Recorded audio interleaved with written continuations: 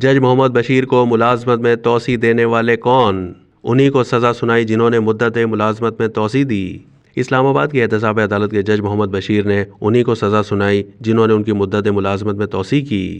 محمد بشیر کو پہلی مرتبہ 2012 میں احتساب عدالت میں جج تعینات کیا گیا تھا۔ ان کی 3 سال کی مدت 2015 میں ختم ہوئی تھی۔ پاکستان مسلم لیگ نون نے اپنے دور حکومت میں جج محمد بشیر کی مدت ملازمت میں توسیع دیتے ہوئے انہیں 2018 تک کے لیے احتساب عدالت کا جج تعینات کیا تھا۔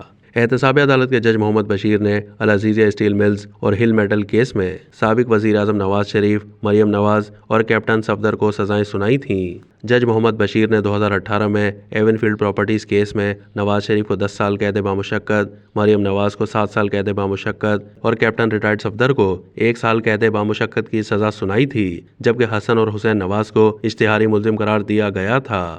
2018 میں عمران خان کی حکومت نے احتساب عدالت کے جج محمد بشیر کی مدت ملازمت میں 3 سال کے لیے دوسری مرتبہ توسیع کی تھی۔ جج محمد بشیر رواں سال 14 مارچ کو ریٹائر ہو رہے ہیں، تاہم انہوں نے اپنی ریٹائرمنٹ سے پہلے پاکستان کے ایک اور وزیر اعظم کو سزا سنا دی۔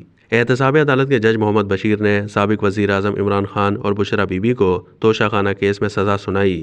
راولپنڈی کی اڈیالہ جیل میں احتساب عدالت نے سماعت کرتے ہوئے بانی پی ٹی آئی کو 10 سال کے لیے نااہل قرار دیا۔ اس کے علاوہ جج محمد بشیر نے سابق صدر آصف علی زرداری اور سابق وزیر اعظم یوسف رضا گیلانی کے خلاف توشہ خانہ کیس بھی سنا، جبکہ سابق وزیر اعظم Shahid Khaqan Abbasi, L N G reference اور Raja Pervez Ashraf rental power case میں جج محمد بشیر کی عدالت میں پیش ہوتے رہے ہیں۔